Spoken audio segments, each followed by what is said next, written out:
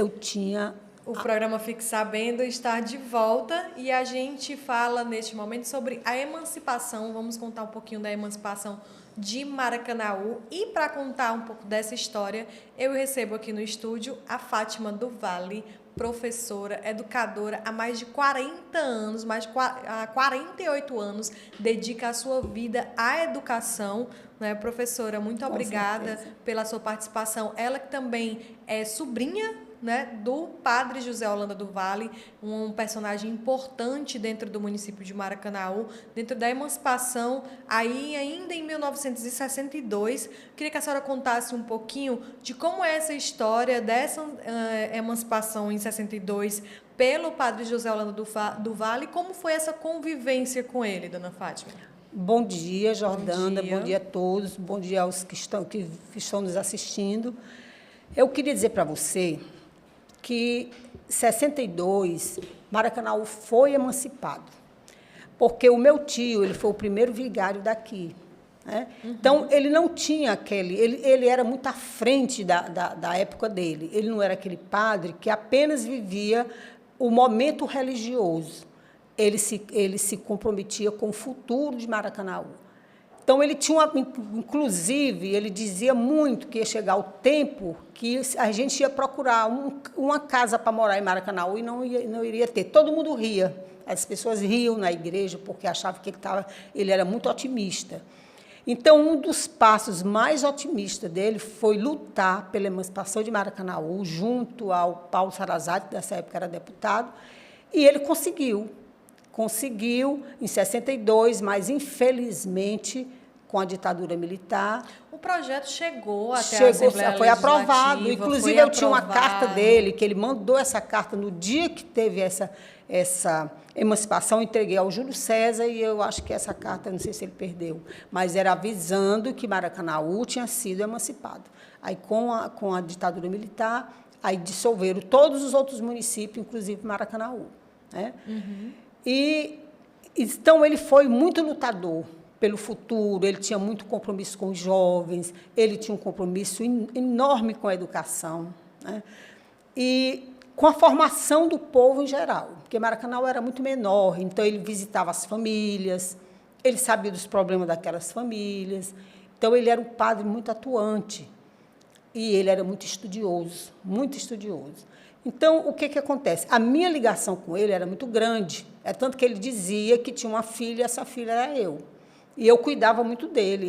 Quando eu comecei a trabalhar, meu trabalho era para comprar roupa para ele, porque ele era uma pessoa totalmente desapegada a tudo.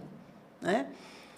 E isso contribuiu muito para a minha educação, para a minha formação como pessoa humana, porque eu estive muito presente, até mesmo quando foi para ele casar, a primeira pessoa a quem ele disse foi a mim. Ele foi o primeiro vigário daqui, de Maracanaú. Passou 17 anos em Maracanaú. Como foi que essa chegada dele aqui ao município? Veio toda a família? Como foi é assim, que é? Ele é irmão do meu pai. Do seu pai. É. Né? Como foi esse início aí da chegada em Maracanaú? Pronto, ele se ordenou em 52, né? Então, aqui foi criado, aqui era uma capela, porque era o distrito de Maranguape, não era paróquia. Aí ele foi nomeado para cá e aqui a Capela de São José de Maracanaú se tornou paróquia. E ele foi o primeiro pároco daqui. Aí o que acontece? Ele veio primeiro, né? E a primeira casa paroquial foi na casa dos meus pais, porque ele foi morar com meu pai e com a minha mãe, enquanto eu ajeitava a casa paroquial. Aí ajeitaram. Aí foi quando veio minha avó, vieram todos os filhos e ficaram aqui. E todas as minhas tias são professoras. A senhora acha que a sua ligação, a gente estava conversando, a senhora disse que tinha uma ligação muito forte com ele. Essa ligação foi a responsável por seguir nessa questão da educação? A minha família todinha. Você sabia que eu não queria ser professora? Eu não queria. Eu tinha um sonho na área de saúde. Eu queria fazer enfermagem ou medicina. Então, o que aconteceu? Quando eu completei 16 anos, eu terminei na minha época era o ensino ginasial. Hoje é o 9º ano, né? Então, eu tinha uma vontade muito grande. A minha tia, Maria José Holanda do Vale, não tem a escola aqui? Sim, Ela também é irmã dele, irmã do meu pai. Ela é professora. Ela chegou e disse assim, você, desse jeito, você não vai fazer, você vai ser professora. Rapaz, eu chorava dentro da escola, do Instituto de Educação do Ceará. Porque o negócio era, meu Deus, como é que eu faço uma coisa que eu não gosto? Eu só tirava 10 em prática de ensino, era didático, eu só tirava 10. Eu ia chorar lá dentro do banheiro. Mas, quando eu cheguei no segundo ano, que é voltado para a primeira infância, segunda infância, adolescência, aí eu me apaixonei. Aí, mesmo que me desse, eu fiz vestibular na Unifor. Faltou um ano para eu me formar e eu não me formei. Aí eu tinha que escolher entre meus contratos do Estado e a enfermagem. Eu escolhi ser professora. Que bacana. Existe uma ligação muito forte assim, a gente está falando nessa questão da educação, do seu tio com a educação em Maracanaú, né? Ele foi fundador do Instituto São José e do Gustavo Barroso. Conta um pouquinho dessa história. Era o seguinte, Maracanaú só oferecia o ensino até o 4º ano primário. Antigamente era o 4º ano primário, né? Uhum. Então, o ensino fundamental maior, que chama até o 9º ano, e o ensino médio, eles não terminavam aqui. Muitos não tinha que ir para Fortaleza. É tanto com o Júlio César Costa Lima, o Jorge, o pessoal do Seu Macarrão, eles iam, ou era o Almir, estudou no Liceu, ou no Justiniano de Serpa, as meninas iam para lá. Ele saiu de manhã no trem e só voltava à noite, se não tivesse ninguém que morasse em Maracanaú. Então, isso daí, o que foi que fez? O primeiro passo dele foi ir até a superintendência da Refesa e aumentar o número de trem para que as pessoas pudessem voltar ao meio-dia para casa. Uhum. Ou então ir para a aula e voltar à noite. Porque o trem só voltava a partir das 19 horas com o pessoal que vinha do Acarape e ia direto para o Acarape. Aí o pessoal do Maracanaú vinha também. Aí aumentou o trem. Mas aí, os meninos do ensino fundamental, como era o menor, os pais não deixavam ir só, e ficava só com o 4º primário. Aí ele lutou, trouxe o Gustavo Barroso, o Instituto São José. Você sabe como é que foi o Instituto São José? Ele foi celebrar uma missa e estava a minha tia, Maria Mirce Holanda do Vale, e a Joalice, irmã do Almir. Aí disseram, Padre Vale, vamos fundar uma escola no Maracanaú? Aí ele disse, eu vou celebrar uma missa. Se eu sair daqui, vocês tiverem 100 alunos matriculados, eu fundo a escola. Quando saí, elas tinham mais de 100 alunos. Os primeiros alunos matriculados foi o Zé Maria Portácio, o marido da Leda Dutra, e a Nilda Portácio, irmã do Zé Maria. Aí ele se viu com mais de 100 alunos, sabe como era que a gente estudava no Instituto? Não tinha canto. Ele alugava uma casa, no final do mês não tinha dinheiro para pagar, o homem estava para fora e saia com os bancos na cabeça, era debaixo dos pés de mugubeira que tem ali. Vizinho Gustavo Barroso, não tem aquela árvore? Ali foi minha sala de alfabetização. Então, todo mundo... Aí, pronto. Aí, o seu Manuel Alexandre deu o terreno do Instituto São José. Aí, ele construiu 4 salas ali. Então, o Instituto era assim, Instituto São José da Paróquia de Maracanaú. Só que, quando ele foi embora daqui, que ele passou 17 anos... vieram outros padres, outros freios, né? Mas não mexeram nessa instituição. Aí veio o Frei Armando e passou o Instituto para ele, transformou o Instituto em particular e a razão social do Instituto se acabou. Então, todo o ideal, todo o sonho que ele criou, então, tudo aquilo ali, a gente vê se desfazer, mas aquela história, a gente não pode viver de saudosismo, porque o mundo evoluiu, né? E hoje, graças a Deus, o Maracanaú tem o quê? Tem ensino médio, tem ensino fundamental, tem ensino profissionalizante, tanto federal como estadual. Então, foi um avanço. E o outro aí veio depois o Gustavo Barroso, que veio com o ensino fundamental 1 e 2. Que é do 5º até o 8º ano, que era antigamente era assim. Aí, o que aconteceu?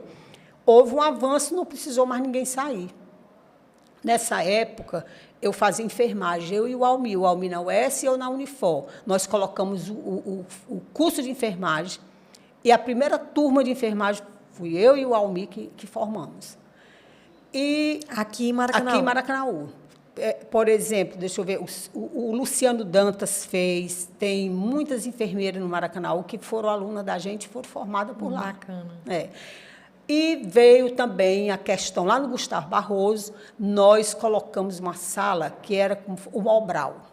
Era o Júlio César, eu, o Almir, a Juraci, a gente ensinava. Quem eram os nossos alunos? O pai do Torcap, o seu Manuel Alexandre, o Antenor, era o Chico Barbeiro. Então, essas que eram pessoas mais velhas, que ainda não sabiam ler e escrever. O mais novo era o Chico, que era bem novinho, bem bonitinho. Aí a Emísia chegava na porta, olhava para a Emísia, o que tem que fazer, que só tem velho. E, então, era muito bom. Era assim, a gente trabalhava porque a gente gostava de trabalhar. Eu me lembro que, de noite, para a sala funcionar, só era uma lâmpada, 100 quilowatts, que chamava aquelas lâmpadas redondas, a gente botava, na hora das tarefas, era tudo em cima da mesa. Mas era muito bom. No dia que a gente fazia, Dona Terezinha Jacaúna, quando eles terminaram o ensino médio, foi uma festa muito grande do Gustavo Barroso, e eles tiveram a sessão funcional, que era o funcionário federal, eles tiveram a sessão funcional por conta desses estudos que nós oferecemos para eles. Então, Maracanaú foi muito influenciado na área da educação por conta dele. Porque em Pajuçara, quando ele chegou aqui, que ele começou a frequentar a Pajuçara, Cerebral, ele viu que as pessoas não eram alfabetizadas. Então, ele começou a fazer a relação das pessoas que tinham o ensino, pelo menos até o ensino fundamental 2, e ele começou a dar suporte às pessoas, dar treinamento. A minha tia era professora, também começou a preparar aquelas pessoas para alfabetizar crianças e adultos que não sabiam ler. Então, foi um ganho muito grande.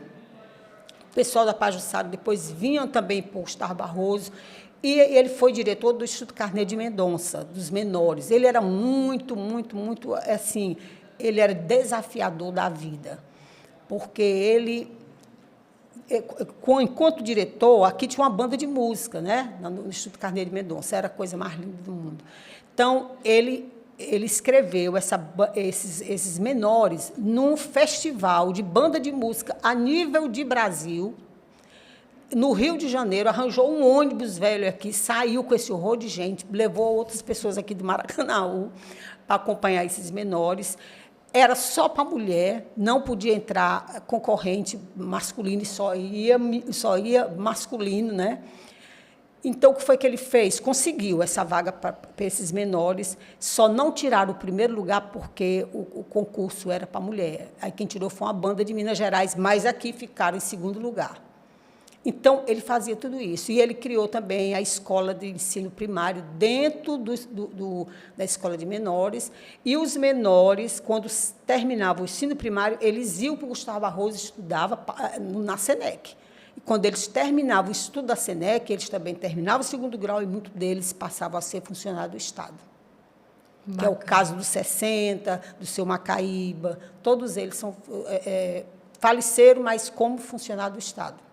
Existe uma história muito profunda entre a religião, a educação e trazida por ele, né, dona Fátima? Muito grande. Até porque a história da Igreja Católica é voltada para a educação. As primeiras universidades foram trazidas porque vieram pelos portugueses, os jesuítas trouxeram a universidade, trouxeram. Então, é por isso que chama ensino paroquiano, aquele que é feito em casa. Né? Uhum. Muita gente, antigamente, os donos de engenho tinham as capelas e contratavam professores para trabalhar ali. Né?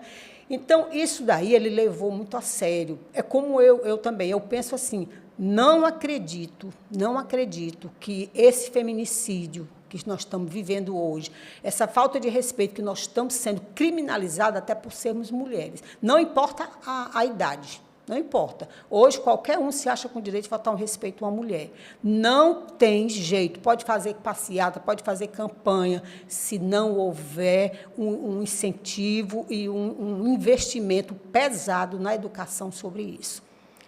Como? Não é com adolescente que você vai mudar mais, nem com adultos, você vai mudar nas crianças, começar agora. Exatamente. Falando com eles o que é o feminicídio. Você queria que isso acontecesse com sua mãe, com sua irmã, com sua avó. Então, dizer, porque essas crianças, eles entendem tudo no celular.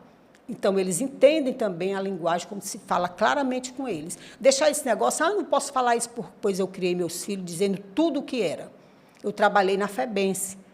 E quando eu vi aqueles casos, aqueles alunos presos ali, eu levei meus filhos para ver. Você quer, meu filho, ver onde é que esbarra um adolescente que envereda pelo caminho errado? Eles ficavam horrorizados. Mas eu criei mostrando a realidade. Não adianta você esconder uma coisa que mais tarde ele vai descobrir como é que é e da pior forma possível. Então, a educação, para mim, é a chave de tudo. Você pode, quando começaram investir na escola, eu era contra demais. Quando investia na escola, no piso novo, na internet, mas se não era usado, a internet usava um dia, outro dia não tinha mais, né? Então, o que adianta eu botar um piso novo, uma parede nova, o menino está ali dentro, passa 4 horas, quando chega em casa, encontra uma casa com as paredes de barro, não tem nenhum canto para ele estudar, não estuda porque não pode. Aí é uma contradição muito grande. Então, você tem que investir na educação do ser humano como um todo, valorizar o aluno como um todo. Não é só a nota que ele tira, ele não é capaz só pela nota que ele tira, não.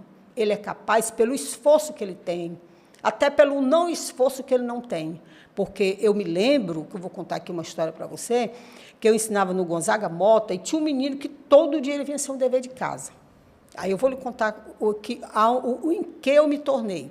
Aí eu dizia, Valber, por que, meu filho, você não trouxe o dever de casa? Eu peguei o menino, mandei para ele falar com a diretora. A diretora pegou o menino, botou o menino para ir embora. O menino tinha 11 anos. Minha filha, quando terminou a aula, que eu abri o portão para sair, o menino estava sentado no fio de pedra, cabeça baixa, riscando o chão. Rapaz, eu chorei tanto, porque eu digo, meu Deus, como é que eu fiz uma coisa dessa? Esse menino aí, qualquer um podia ter carregado, um traficante podia ter pego esse menino para fazer o que não devia, eu chamei. Meu filho, vem cá. Aí ele veio, por que você está fazendo? Não, porque a diretora mandou eu ir embora. Eu digo, agora me diga uma coisa, que essa pergunta era para eu ter feito na sala de aula. Por que você não faz as suas tarefinhas, tia? A minha mãe trabalha de faxineira em Fortaleza, o meu pai também saiu do meu pai dele era pedreiro. E a gente fica só. E a minha mãe nem meu pai sabe ler. Minha menina que ele me deu, uma coisa tão ruim de mim que eu chorei tanto. Aí foi que eu fiz no outro dia, eu chamei todas as mães. Eu digo, olha, pessoal, a partir de hoje eu não passo mais dever de casa para ninguém. O que eu vou fazer? Na primeiro horário, eu explicava toda a matéria, que eu sabia que eles não iam ter uma mãe nem um pai para ensinar. Eu explicava e perguntava se eles tinham dúvida, aí eu pegava as questões. No segundo tempo, eu copiava o dever de classe, fazia grande, porque eles não conseguiam terminar. Desculpe, eu estar me fazendo chorar. Não. Aí eles não conseguiam terminar, aí eles iam fazer em casa o restante. Mas ele sabia o que estava fazendo.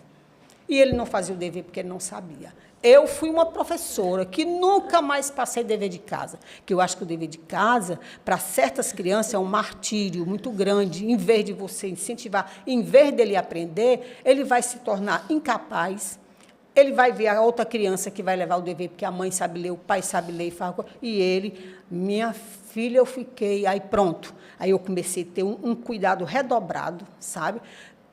Eu descobria, quando uma aluna chegou no 5º ano, essa menina era tão revoltada que ela não queria conversa com ninguém. Eu chegava perto dela, Luana, o nome dela. Luana, tu, Fernanda, não, deixa aqui, eu não quero que ninguém veja. Aí eu notei, tem alguma coisa errada. Aí, quando foi na hora do recreio, eu digo, Luana, fica aqui comigo, que eu estou precisando de ti para tu me ajudar no negócio aqui. Aí sai, minha filha, me diga uma coisa. Não tenha vergonha, não. Me diga para eu poder lhe ajudar. Você sabe ler? Sei não, tia. Ela tinha, nessa época, não tinha a questão da faixa etária, ela tinha uns 14 anos. Depois, não tem problema. Eu vou trazer um livro amanhã de alfabetização, nós duas vamos ficar aqui dentro dessa sala, todo dia. Mas, quando a gente sair, você está lendo. Eu passei 2 meses com ela, ela leu, aí foi embora. Quer dizer, então, eu comecei a ter um cuidado maior. Então, eu vejo que hoje, nas escolas, eu tenho muita pena dos professores, sabe? Porque eu ensinei numa época onde os pais apoiavam a gente, onde a família era cúmplice da gente, porque sentia na gente um suporte para ajudar a educar. Hoje, os pais nos veem como inimigos. Se você chamar a atenção do filho, é como se você estivesse magoando, ou se desfazendo, ou fazendo um bullying, todo mundo. Rapaz, tá difícil do professor trabalhar. Mas, por outro lado, acabou o mais importante, que é o vínculo afetivo de muitos professores com os alunos, às vezes até por medo. Eu fui professora, faz muito tempo que eu estou trabalhando na EJA, né? Então, eu trabalhava também no Gonzaga Mota à noite. Tinha uma sala de adultos. E tinha um que ele ia todo dia para a aula dizer nome feio. Ele chamava, vai, dizia, um bocado de nome feio. Eu digo, meu filho, vem cá, senta aqui do meu lado. Me diga uma coisa, você está vindo para a sala de aula para desafiar quem? A mim ou seus colegas? Com esses palavrões, porque, meu filho, se você quiser palavrão, eu sei dizer. Você quer ver como eu sei? Aí eu mandei o sarrafo. Eu sei dizer isso, eu sei dizer isso, eu sei dizer isso. Diga outra aí que eu não conheço. Ele ficou tão desconfiado. Agora, se for para você desafiar seus colegas, não faça isso, não. Porque eu, que sou mais velha, eu sei, imagine eles que são mais novos do que eu, que é da mesma sua idade. Então, se você estiver aqui para aprender, eu estou aqui para lhe ensinar. Mas, se você estiver aqui para me dizer nome feio, não venha não, porque eu sei tudo que você está dizendo. E sei muito mais. Se você quiser, eu digo que se os seus colegas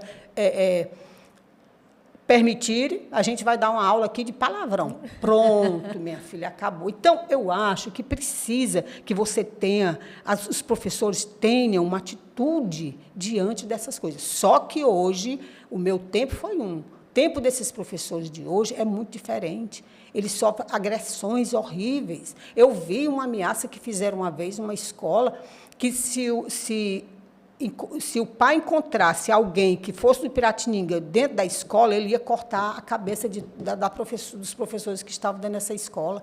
Então, é uma coisa absurda. Eu não quero militar dentro da escola, mas na hora que morre um, quem é que você chama? O militar. Então, eu acho importante. A questão é ser o militar que está cumprindo com o seu dever e outro é o militar que vai levar a opressão. E eu vou lhe dizer, eu respeito demais os militares. Eu já fui diretora de escola que eu precisei. Sabe? A primeira coisa que eu disse para ele quando estava lá, eu quero que o senhor chame, converse com ele e qualquer coisa. Nós estamos aqui com o conselho escolar para ajudar. E eu tive um relacionamento muito bom, tanto com a guarda como com o policial que fazia a ronda escolar. Para mim, foi um suporte maravilhoso. Mas, se você vê pelo outro lado, porque eu fico olhando em que foi que nós nos transformamos. Esquerda, direita. Para o povo, o negócio não é esquerda, não é direita, não. O negócio é o Brasil se erguer. Independência. Sabe qual coisa que eu tenho mais pena na minha vida? É do Bolsonaro ter sido o que ele foi, um homem podendo ter. Tinha tudo para ser o melhor presidente do Brasil. Porque ele tinha ideias muito boas, direcionadas à educação, que tivesse, porque a questão não é disciplinar com o poder nem com a opressão, não, mas disciplinar para que você viva bem. Eu não acredito que uma casa funcione bem se não tem disciplina. Eu não acredito. Eu não acredito que uma casa, os pais possam educar os filhos se não tem limite. Porque se eu não tenho limite, eu não vou lhe respeitar em canto nenhum. A senhora acha que mudou muito, dona Fátima? A gente estava conversando e você diz muito nomes, né, de pessoas que fizeram e fazem a história de Maracanaú, que a gente lembra de umas e outras pessoas, mas assim, a senhora conhece muita gente por nome, vocês tinham muito isso há alguns anos atrás. Mudou muito essa relação entre pessoas, por exemplo, no município? O município Mudou. cresceu, se expandiu. Não. É diferente? Por exemplo, quando os conjuntos chegaram, foram criados os conjuntos em Maracanaú, tinha muita gente que dizia assim, a violência daqui aumentou por causa dos conjuntos. Eu não concordo. Eu acho que essa interação entre pessoas diferentes faz crescer, porque nós aprendemos com eles. As pessoas que vinham de Fortaleza para cá, que têm outra cultura, que têm outra forma de ser, dos outros municípios, isso, para mim, me engrandeceu. Né? Claro que trouxe alguma coisa, vinha pessoas que... Como em todo canto existe. Mas o que aconteceu, o que marcou a gente, nós nos perdemos. As pessoas de Maracanaú mesmo, a gente se perdeu, porque um foi para o Gereissati, outro foi saindo do centro, comprando outras casas. Então, aquele vinho que a gente tinha, que era tudo próximo, porque o ponto de encontro era de noite, na pracinha, que o trem vinha chegando, eu vinha do Gustavo Barroso, me sentava, esperar o trem vir. Rapaz, era muito bom, era aluno, era professora, todo mundo sentado, porque a nossa diversão era o trem, né?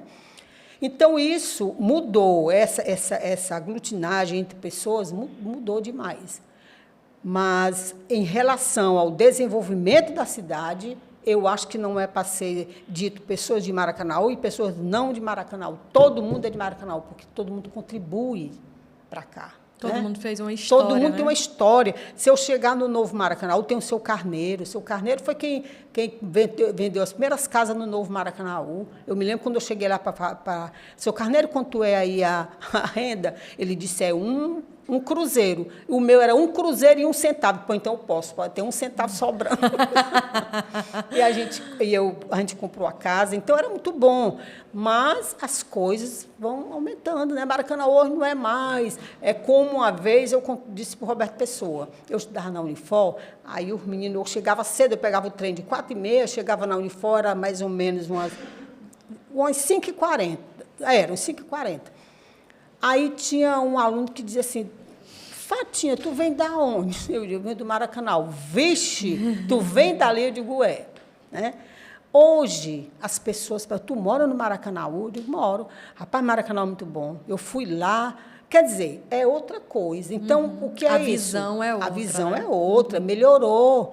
Então, a gente vê que hoje Maracanaú é uma cidade. Eu trabalhei pela UVA em vários municípios. Rapaz, eu entrava nas escolas e dizia: meu Deus do céu, graças a Deus que eu moro no Maracanaú.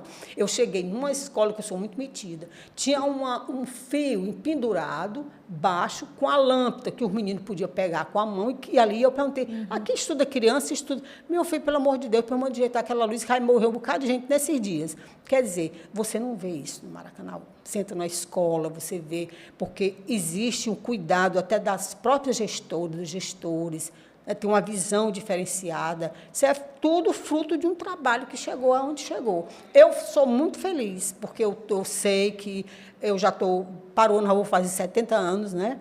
Então, eu vou andando, um dia eu vou embora, mas eu sei que a cidade que eu nasci hoje é outra coisa.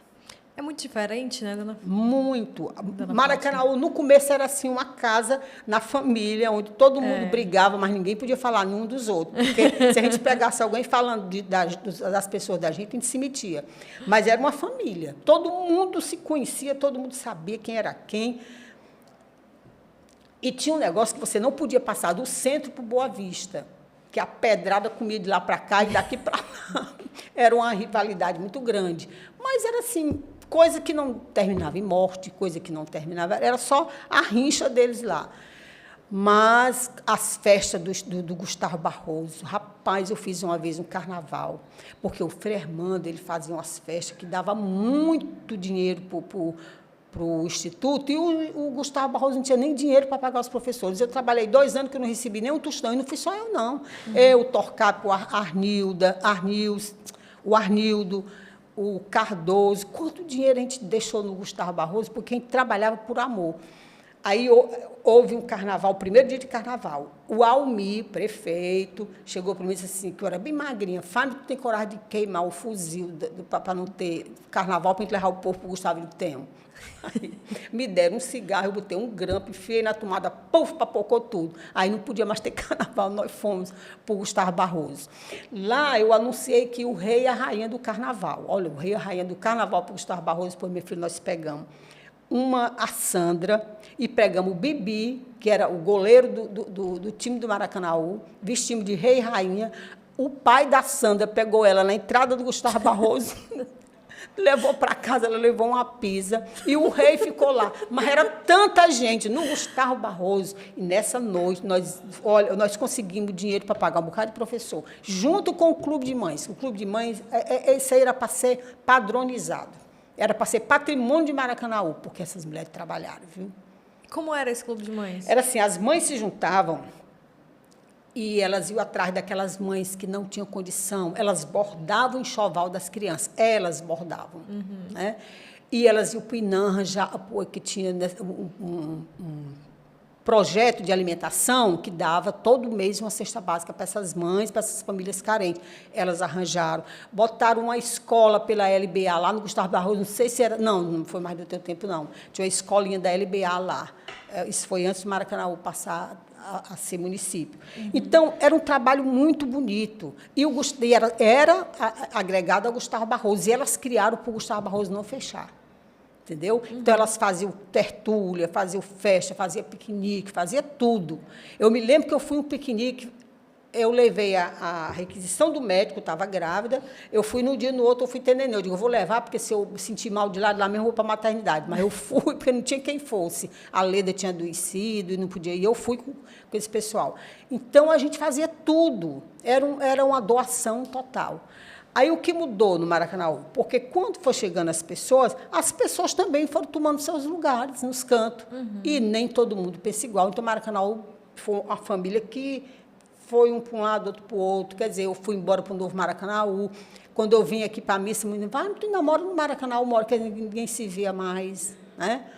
Mas... Que acabou ficando que os bairros é como se fosse um outro Maracanaú outro dentro Maracanaú, de Maracanaú, de Maracanaú. né? Você consegue movimentar muito a vida dentro do seu bairro. Rapaz, olha, Maracanaú se desenvolveu tanto que eu nunca mais... A cor que eu adorava na minha vida era ir para o centro de Maracanaú, ou centro de Fortaleza, comprar as coisas. Dia das crianças, eu comprar os presentes dos meninos. Era uma festa, a gente se arrumava para ir para Fortaleza. Hoje, tudo que você quiser, você tem aqui. Não precisa ser para canto nenhum, né? Então, isso foi um avanço muito grande mesmo.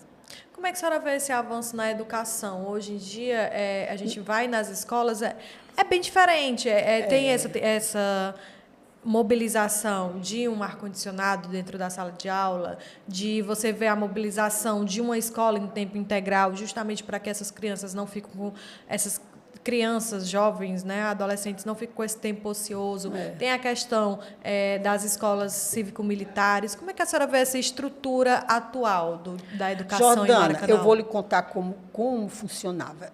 Quando eu entrei na educação aqui de Maracanaú, em 77, me lembro como se fosse hoje. Era assim, uma sala, aí tinha uma cortina aqui, ó. Na minha sala tinha primeiro, segundo, terceiro e quarto, e a professora também do mesmo jeito. Numa sala, era menino de 14, de 11, de 12, de 7, de outra coisa, e mais de 35 alunos.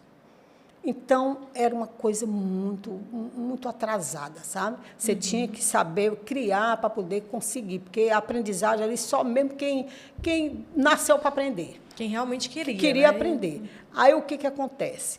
Eu já dei aula também no Estado, no Genciano Guerreiro de Brito, que eu fui diretora da Genciano quando era do Estado. Antes de eu ser diretora, eu tinha uma sala, terceiro ano. Essa sala, eu fui transferida do Albaniz de Sarazate para lá. Quando eu cheguei lá, eu me lembro que uma professora chegou para mim e disse assim, pegue sua sala, porque essa sala eu já disse à diretora, eu não quero, e as outras colegas também não querem. Aí a diretora chegou para mim e disse assim, Fátima, eu tenho uma sala para te dar, eu tenho pena de te dar, que é a pior sala que tem. Então, nenhum professor quer. Como tu está chegando agora, quem vai assumir? Eu digo, não tem problema, não. Minha filha, de manhã tinha 50 alunos na sala de aula. Meu Deus. O caos, né? E à tarde tinha 35. O que foi que eu fiz? Eu pedi permissão à diretora, peguei os meninos, numa semana de aula, fiz o diagnóstico deles, tudinho, aqueles que sabiam ler, eu botei todos de manhã, e os que não sabiam, eu botei de tarde. Falei com os pais, eles aceitaram. Aí, pronto. Aí eu equilibrei, né? Os que sabiam ler era muito menos. E os que não sabiam era maior número. E dentro dessa sala eu me lembro que eu dando aula de tarde. Eles ficaram à tarde, os que não sabiam ler. Aí, quando foi um dia, eu cheguei, uma aluna disse assim, tia, os meninos estão bebendo cerveja lá no final da sala. Eu depois, não diga nada, fique caladinha, não diga nada. Aí, a gente tinha uma música, Aquarela, que estava sendo ensaiada na sala para a gente cantar com ele numa festa.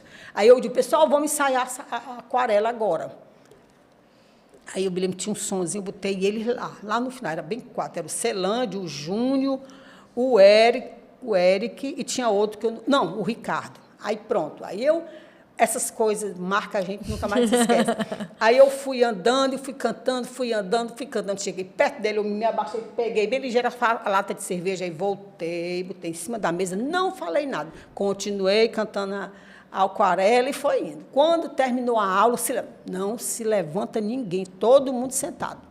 Tia, minha mãe vai ficar doida. Se sua mãe ficar doida, ela vai lhe buscar aqui. Não tem problema, não. Eu só vou sair daqui 10 horas da noite, que eu trabalho à noite, para mim não tem problema.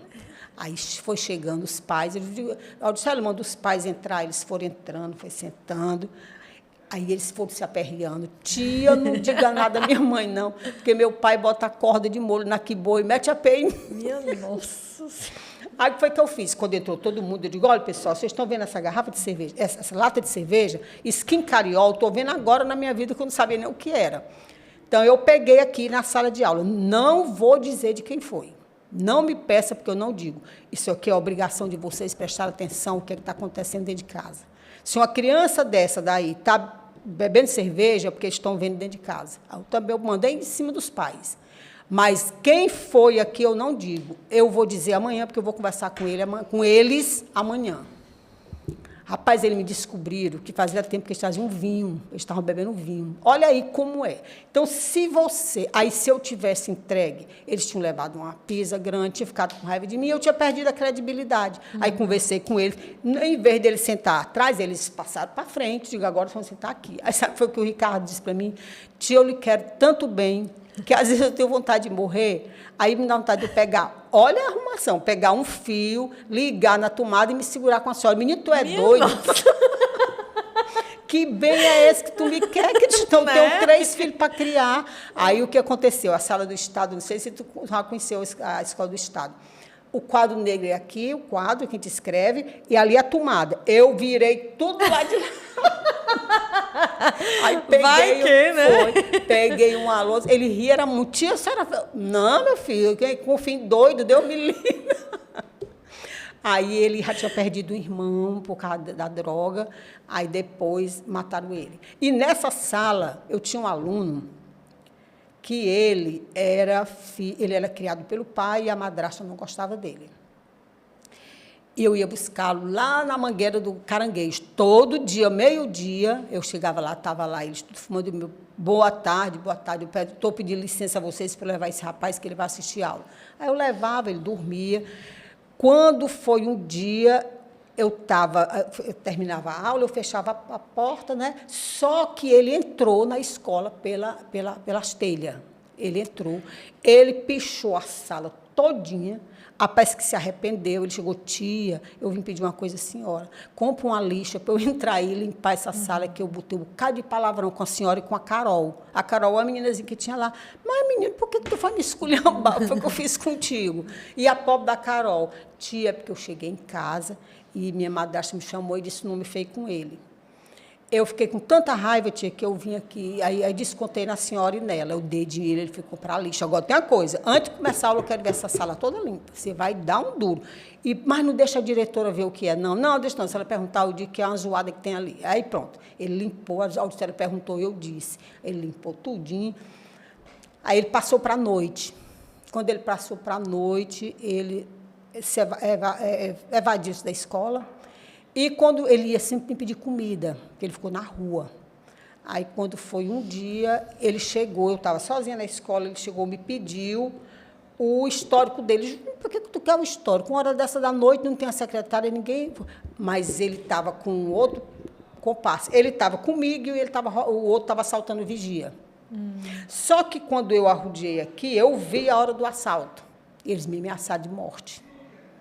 Aí eu passei um bocado de dias e depois ele foi lá e disse que me pediu desculpa, mas mataram ele. Esse mesmo que estava com ele matou, porque disse que ele tinha levado ele para um canto conhecido.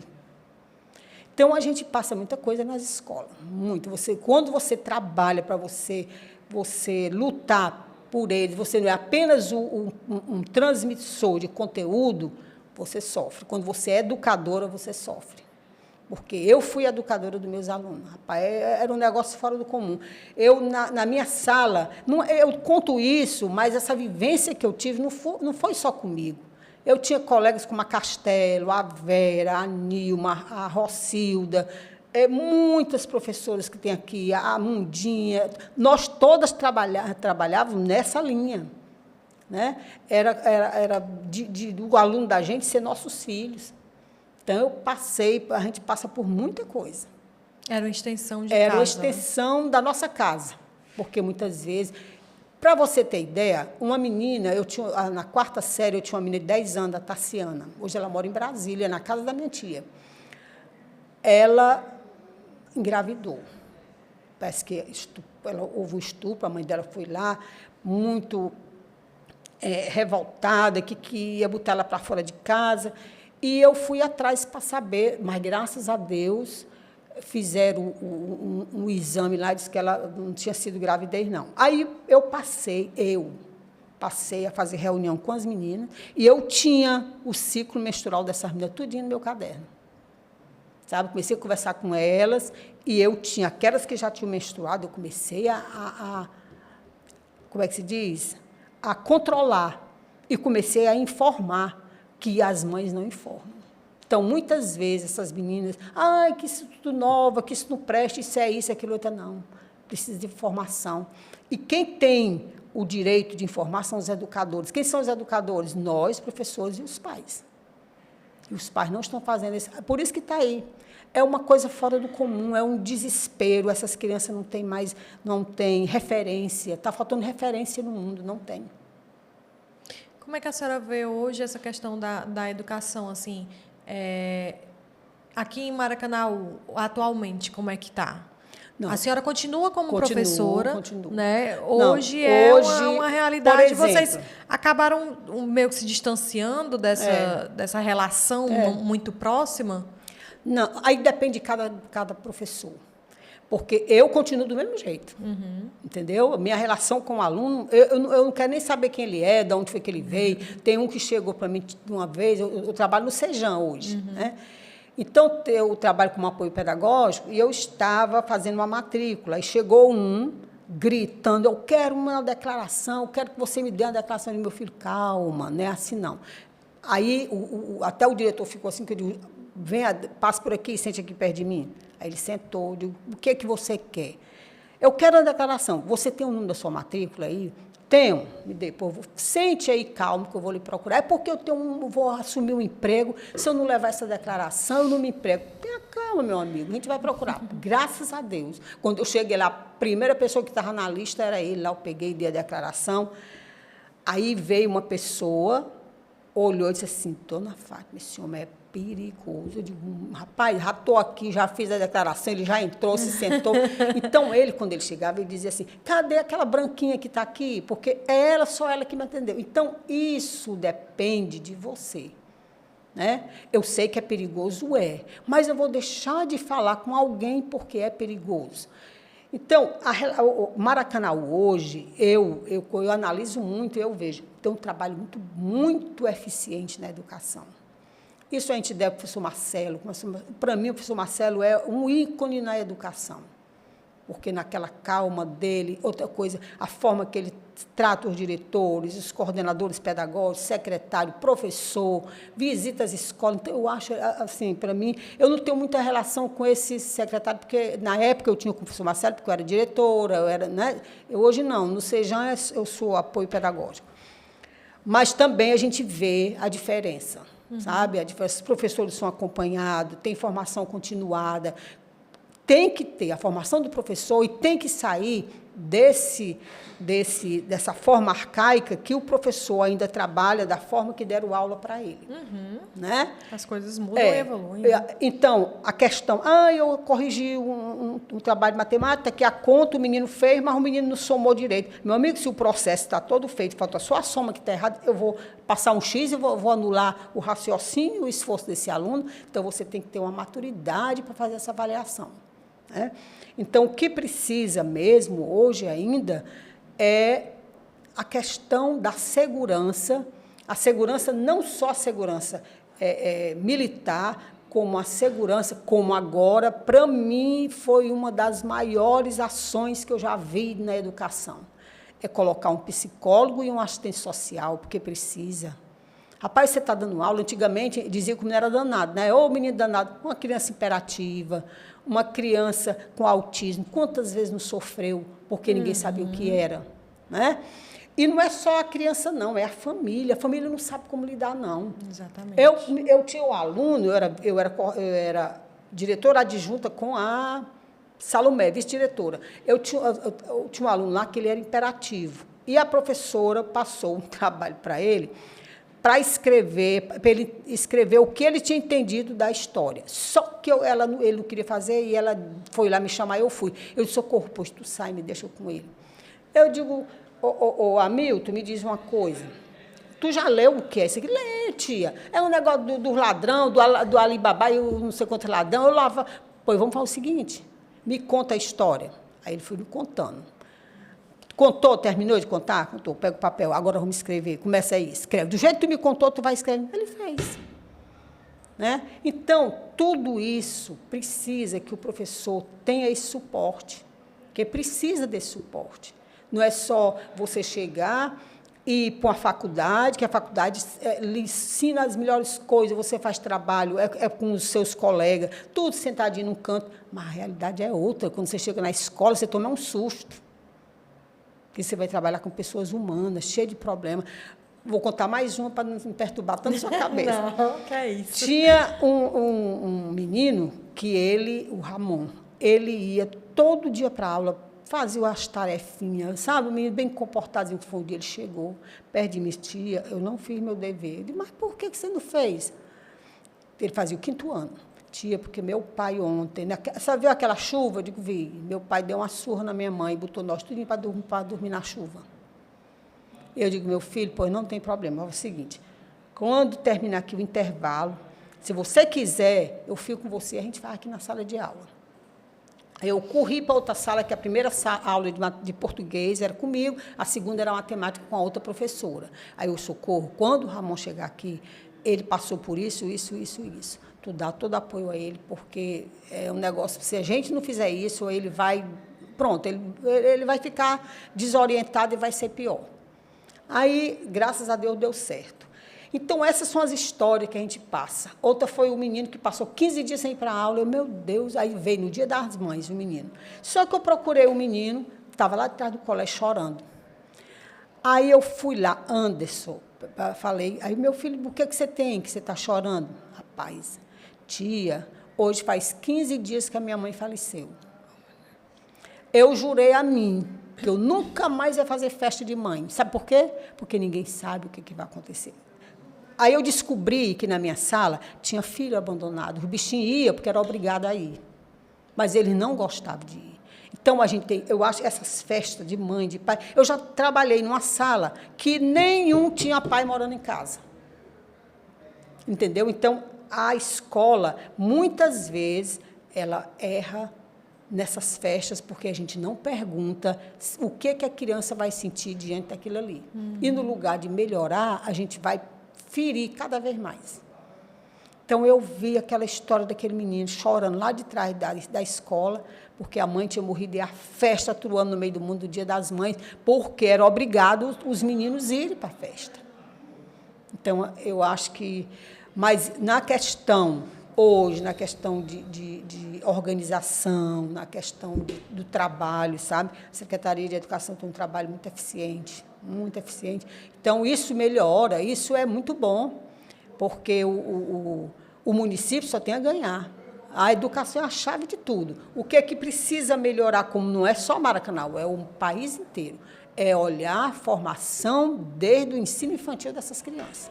Né? Com essas coisas que nós estamos passando agora, esses episódios, atentado à escola, o que acontece? Para mim, passa o seguinte, que a população não gosta da escola. As pessoas que frequentam a escola não gostam da escola. Aquilo ali não... Aí eu pego o seguinte, um menino de 3, 4 anos pega um celular desse, ele vê tudo. YouTube, se ele quiser aprender a ler, ele aprende aí, sem precisar do professor. Se ele quiser aprender como é que mata, ele aprende aí. Aí chega na sala de aula, está a professora com aquele giz, aquelas coisas, no mesmo. Minha filha, não funciona mais, não. Eu vejo no Sejam, a gente tem um trabalho lá, semipresencial. Como é? Você pega o seu trabalho, você se matricula, pega o livro, tem as páginas que você vai estudar, você vai para casa, estuda aquelas páginas e vem fazer a prova. Aí você vai eliminando. Né? Então, isso aqui, a gente vê o tanto de gente que termina lá no Sejam. Senhoras, nós temos... A minha nora, quando ela casou com meu filho, eu trabalhava lá, quando eu olhei no livro lá, estava o nome dela. Faltava 2 disciplinas para ela terminar o ensino fundamental. Eu liguei para ela estava de resguardo do meu primeiro neto, de Quênia. Eu estou te matriculando aqui. Dona Fábio, meu menino pequeno, quando você vier para a aula, eu fiquei com ele. Hoje é advogada aqui no Maracanaú, trabalha na prefeitura. Então, o que você vê é a facilidade, é ajudar os professores, e os professores lá, eles têm uma capacidade muito grande de estimular o aluno. Lá no Sejam, a gente tem o chá literário, é muito bom. Nós estamos com um projeto agora, eu já escrevi 3 tópicos sobre os 40 anos de Maracanaú. Então, nós estamos escrevendo as memórias afetivas de Maracanaú. São 40 tópicos. Então, nós escolhemos pessoas de gerações diferentes. Eu sou a mais velha. Aí vem a Cris, que foi minha aluna. Todos que passaram por mim, que são meus alunos. Aí estão escrevendo, a gente vai montar o livro daqui antes que termine o ano da comemoração e a gente vai pedir apoio para publicar. Mas bacana, é muito bom. Quando começo a escrever, eu volto no tema. Quero todo mundo aqui depois para a gente comentar sobre esse livro. Muito bacana. Dona Fátima, para a gente encerrar esse bate-papo, que foi incrível, maravilhoso, já chorei, já ri. Eu queria que a senhora falasse um pouco. O que a senhora acha que o padre José Orlando do Vale, que representa muito o nosso município, a gente tem uma avenida em homenagem, que já construiu tanta coisa aqui no município, se ele tivesse a oportunidade de vir aqui em Maracanaú hoje, em 2023, o que a senhora acha que ele acharia do município? Ele dizia assim, eu realmente sou um profeta. Porque o que ele disse, eu estou vendo. Ele dizia nas homilias dele que aquele lado da Pajuçara ia ter tanta fábrica, ia ter tanto emprego no Maracanaú. Ele dizia isso. Ainda dizia mais, vai ter uma época de muita dificuldade, porque Maracanaú não tem mão de obras para trabalhar nas fábricas. Mas vai chegar um tempo que todo o povo do Maracanaú vai trabalhar, que o pessoal ria dele. Se ele chegasse hoje, eu acho que ele ia se sentir a pessoa mais feliz. Porque a cidade que ele era doido para Maracanaú, ele queria um bem Maracanaú demais. Então, o que ele iria fazer? Ele iria agradecer, porque o município, que ele profetizou o que ia acontecer, aconteceu. Principalmente na educação, rapaz. Quando ele visse esse horror de escola aí, ele visse o Sejam funcionando, a Universidade Operária, que é um grande trabalho, né? O CLM, rapaz, é uma coisa fora do comum. Então, tudo isso aí é muito gratificante para quem gosta de educação. Quando eu vejo qualquer notícia do Maracanaú, o psicólogo, o assistente social, rapaz, quando eu morrer, você se lembra de mim, a dona Fátima vai feliz, porque ela conseguiu ver o que ela queria. Oh, Jesus. Porque, para mim, foi o maior chute que já houve na educação, foi esse aí. Porque eu sei o que é a criança sofrer, porque professor não entende, professor sofrer, porque ele não entende o que é aquilo, ninguém sabia o que é aquilo, ninguém tinha suporte, hoje você vai ter na escola. Né? Isso é muito bom, é muito gratificante.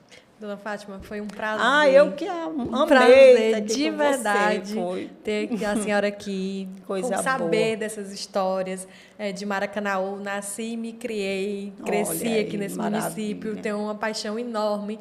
E foi um prazer imenso te receber aqui. Obrigada, eu que agradeço por essa oportunidade, viu?